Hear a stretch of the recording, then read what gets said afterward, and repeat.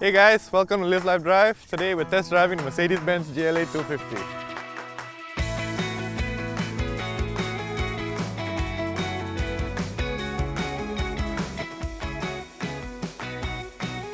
So the GLA launched here in November this year comes directly to compete with the BMW X1 and the Audi Q3. Although you might find it a little bit smaller in comparison, it's essentially an A-Class that's been grown slightly in size and now called a compact SUV by Mercedes-Benz. So where styling is concerned, you've got an AMG body kit all around, 19-inch wheels, Mercedes-Benz intelligent light system in the front, and if you notice, the car itself has been lowered comparatively against the GLA 200, for example, because it's an overall sportier stance.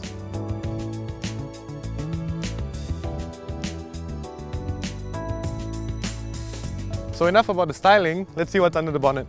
Okay, so let's look under the hood.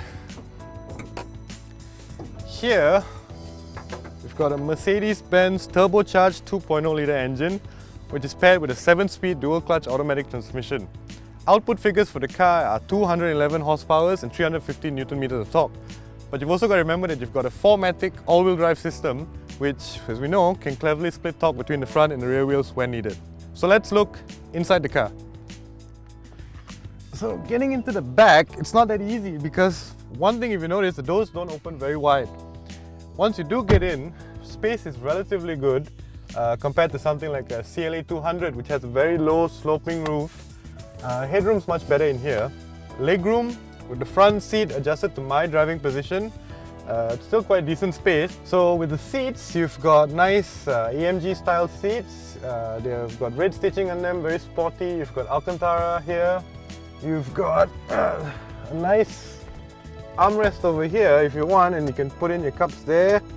In the middle here, where the transmission tunnel runs through, yes, legroom's a bit messy, but it's sort of compensated by a bunch of cubby holes here. There, you've got a 12-volt charging socket over there, and it's not too bad back here.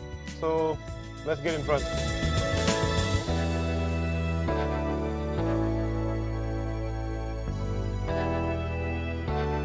Hey guys, so we're back now driving the GLA 250, and first impressions out of the box is that it's so much more comfortable to be in than say an A250.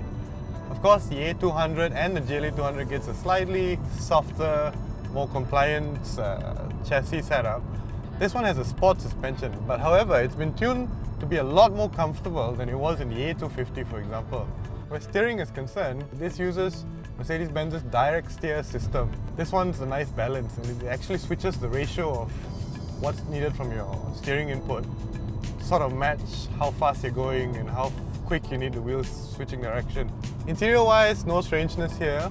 You get pretty much everything you've seen in a A-Class and a CLA class, but some unique touches, like for example, the air conditioning vents have these unique surrounds. Steering wheel is nice, feels good in your hands.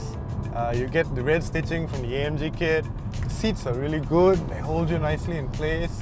Where lateral movement is concerned, you're cushioned in quite well into your space. Performance-wise, 211 horses, 350 newtons is a lot to play with.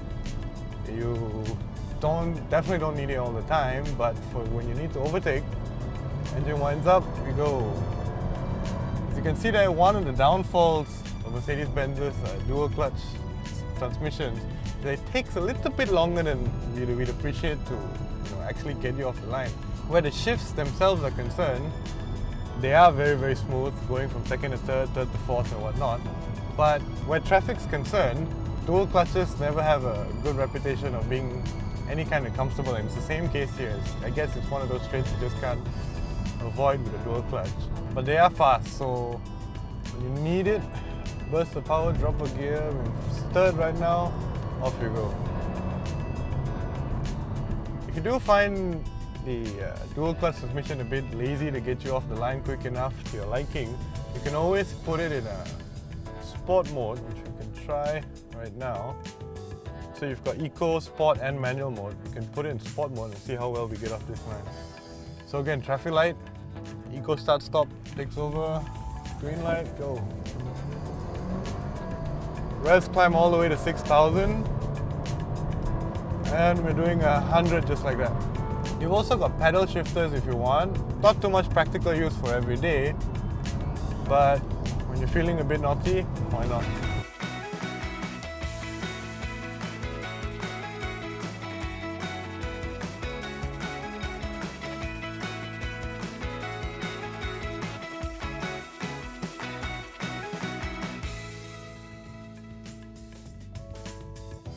$270,000 is what's asked of a GLA 250 right now, specifically the one that we're driving.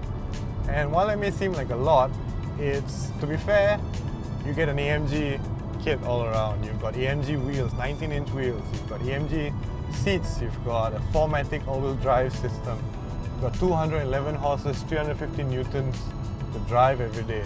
You've got really good sound system, build quality isn't that bad, and we don't think it's that bad a deal. But if you're looking for something a bit more affordable, of course, there's always the GLA 200. If you want something more, there's the GLA 45 AMG, which is definitely worth the shot. That's it for our test drive review today. Hope you liked our review of the GLA 250. Head on over to Live Life Drive for more specs, and we'll see you again.